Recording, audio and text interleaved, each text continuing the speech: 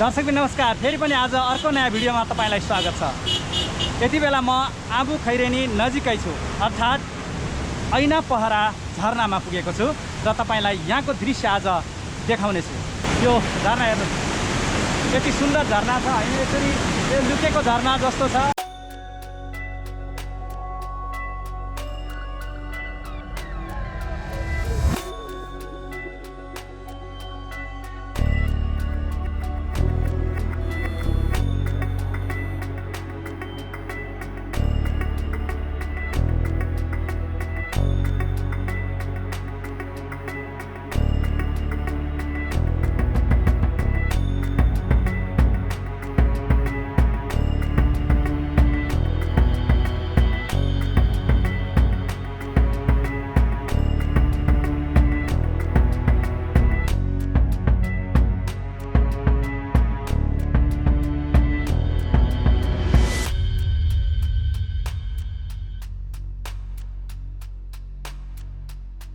हामी चाहिँ अब यो निर्माण यो भनेको अब गाउँपालिकाबाट थोरै बजेको बजेट चाहिँ होइन, कहाँ फाल्यो अब त्यसरी फाल्यो भनेर अब गाउँपालिकाको हाम्रो अध्यक्षज्यूले अब यहीँको लागि अलिक संरक्षण गरौँ भनेर अब त्यहाँ साँगुरो भयो, बाइक साइक बाइक मोडमा राख्दाखेरि पनि एक्सिडेन्ट हुने भयो, बढी अलिक मोडको ठाउँ छ, त्योहरू छ भनेर अब यो सानो भएर कारणले हामीले यसलाई अलिक टोबिङ गरेर अलिक बढी माथि उठाएर त्यसमा पुरै ढलन गरेर अलिक माथिसम्म ढलन गरेर सिडी बनाएर सिडीतर्फ झरी रोडको पानी पनि यता नआओस्, यताको पानी यता नआओस् पनि हुने। अनि यहाँ पार्किङ पनि 40-50 बाइक पार्किङ पनि अट्ने गरी त्यो बनाउने, अनि त्यहाँदेखि माथि चढेर जानेलाई सिडी पनि बनाइदिने भनेर त्यसको लागि गरेको थियो।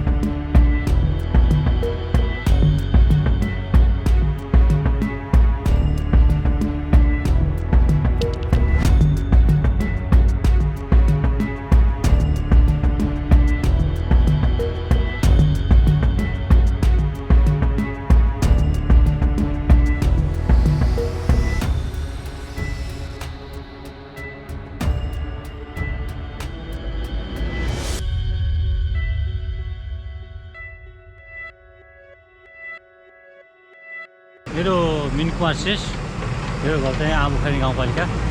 सर, यो अहिले निर्माण हुँदैछ नि आबु खैरेनी हैन, यो मुगलिङ के अरे मुगलिङ पोखरा हैन सडक खण्ड अन्तर्गत यहाँनिर चाहिँ करिब योभन्दा अगाडि हैन केही यो गर्मीयाममा चाहिँ यात्रीहरू बिसाउने यस्ता जस्ताहरू चाहिँ दृश्यहरू देख्ने गरेको थियो हैन। हजुर। तर आज भने यहाँ निर्माण भइरहेको दृश्य पनि देख्न पाएँ मैले। हजुर। त्यो खासमा यो जानकारी दिनुहोस् न, के हुँदैछ यहाँनिर? हाम्रो यो चाहिँ अहिले यो चाहिँ के हो भने यो चाहिँ अब पहिलाको आबु खैरेनी गाउँपालिकाको थोरै अलिक उब्रेको बजेट रहेछ थोरै होइन।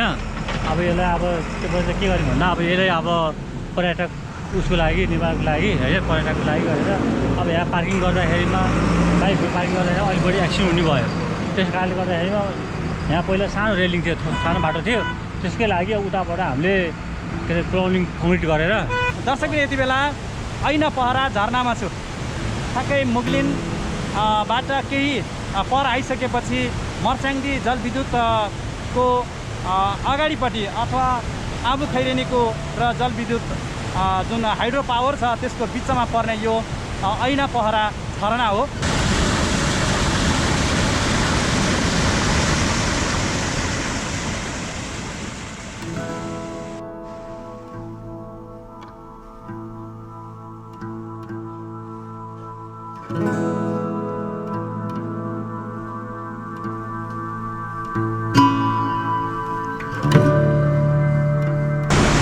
दर्शक यति बेला यो झरना देखाइरहेको छ तपाईँलाई, यो दृश्य सुन्दाउँदै यसरी यो ठाउँमा छ शीतल र यति बेला यो झरनाको दृश्य म देखाइरहेको छु र आबु खैरेनीको आसपासमा रहेको यो झरना।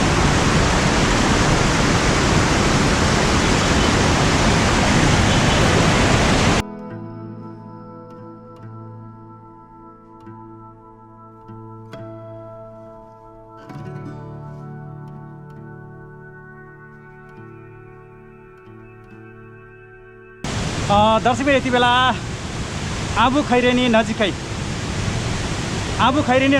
यहाँनिर झरना रहेको छ, जुन ऐना पहरा झरनाको दृश्य म देखाइरहेको छ र यहाँ निर्माणको कामहरू भइरहेको छ, जुन पर्यटकको लागि यो एकैछिन भए पनि शीतल अथवा एकैछिन भए पनि विश्राम गर्ने स्थलको रूपमा रहेको छ।